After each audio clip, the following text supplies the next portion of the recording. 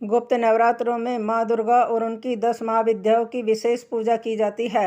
गुप्त नवरात्रों में विशेष रूप से गुप्त साधनाओं के लिए जाना जाता है। गुप्त नवरात्रि के पहले दिन माँ काली की पूजा करने का नियम है।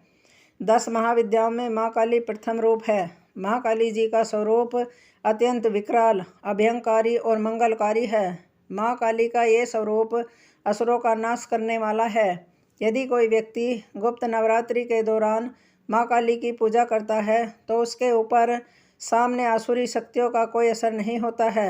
माँ काली की पूजा करने वाले व्यक्ति को रूप, यश, जय की प्राप्ति होती है। समस्त सांसारिक बाधाएं खत्म हो जाती हैं।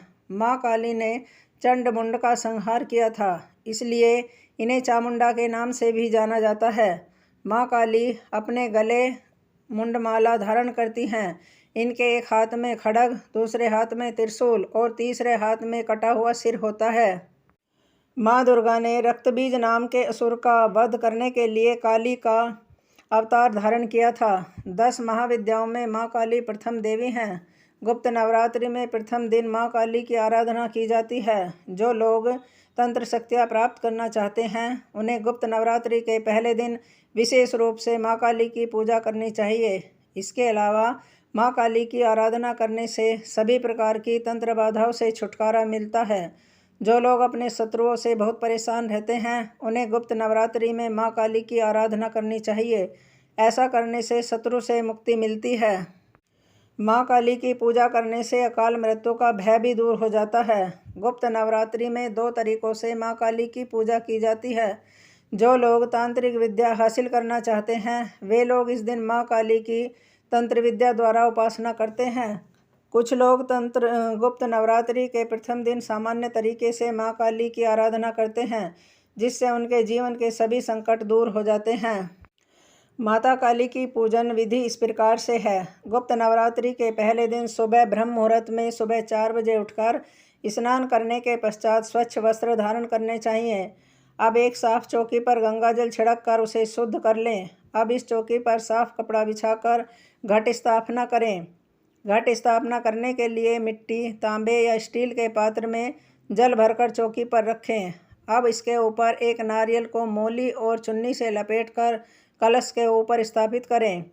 अब चौकी पर माँ काली की प्रतिमा या मूर्ति की स्थापना करें। अब माँ काली की तस्वीर को रोली का टीका लगाएं।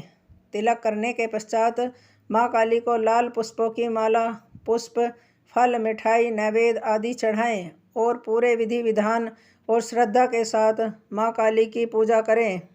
अब माँ काली के समक्ष सरसों के तेल या घी का दीपक प्रज्वलित करें और श्रद्धा पूर्वक माँ काली के मंत्रों का जाप करें। देवी कवच, अर्गला स्तोत्र का पाठ करें। सबसे अंत में श्री सूक्तम का पाठ करना चाहिए। जिस आसन पर आप बैठते हैं उसका रंग लाल होना चाहिए। अब माँ काली की कथा सुने या पढ़ें। इस दिन दुर्गा सप्तशती का पाठ करना भी बहुत उत्तम होता है। माँ काली की कथा सुनने के पश्चात कपूर से आरती करें। प्रसाद के रूप में मिठाई का भोग लगाएं। यदि आपके पास मिठाई नहीं है तो आप माँ काली को बतासे का प्रसाद भी चढ़ा सकते हैं।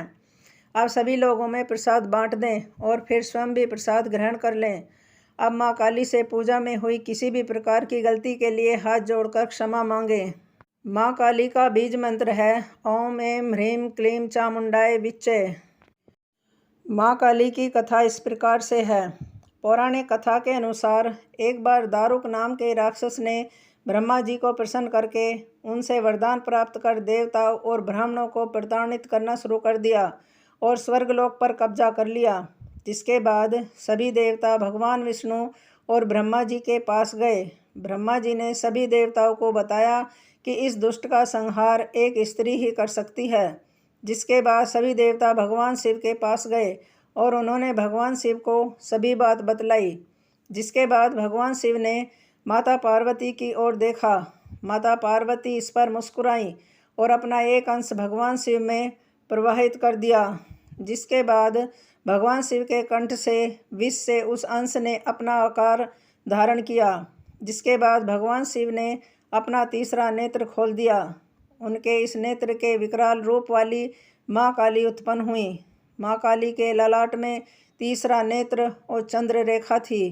माँ काली के भयंकर व विशाल रूप को देख देवता व सिद्ध लोग भागने लगे। जिसके बाद माँ काली का दारुक और उसकी सेना के साथ भयंकर युद्ध हुआ। माँ काली ने सभी का वध कर दिया, लेकिन माँ काली का क्रोध शांत नहीं हुआ और माँ काली के इस क्रोध से संसार भी जलने लगा। जिसके बाद भगवान शिव ने एक बालक रूप धारण किया और शमशान में लेटकर रोने लगे। जिसके बाद माँ काली उन्हें देखकर मोहित हो गई। इसके बाद माँ काली ने बालक रूपी भगवान शिव को अपने गले से लगाकर अपना दूध पिलाया। जिसके बाद उनका क्रोध भी शांत हो गया। माँ काली की आरती। अम्बे तू है जगदम्बे काली, जय दुर्गे खप्पर वाली, तेरे ही गुण गाएं भारती। ओ मैया हम सब उतारे तेरी आरती। तेरे भक्तजनों पर माता भीड़ पड़ी है भारी, तेरे भक्तजनों पर माता भीड़ पड़ी है भारी।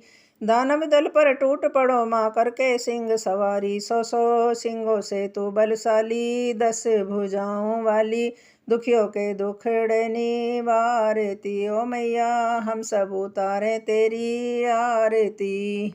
माँ बेटे का है इस जग में बड़ा ही निर्मल नाता, पूत कपूत सुने हैं पर ना माता सुने कुमाता। सब पे करुणा दर्शाने वाली, अमृत बरसाने वाली, दुखियों के दुखड़े निवारती। ओ मैया हम सब उतारे तेरी आरती।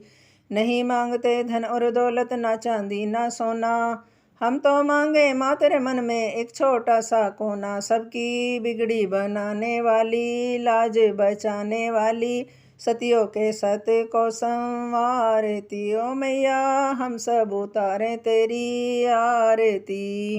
चरण शरण में खड़े तुम्हारे ले पूजा की थाली, मैया ले पूजा की थाली।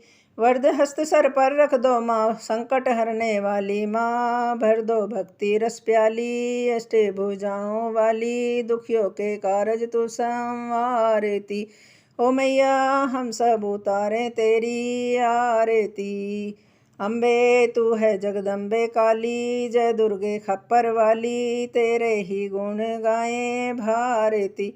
ओ मैया हम सब उतारे तेरी आरती।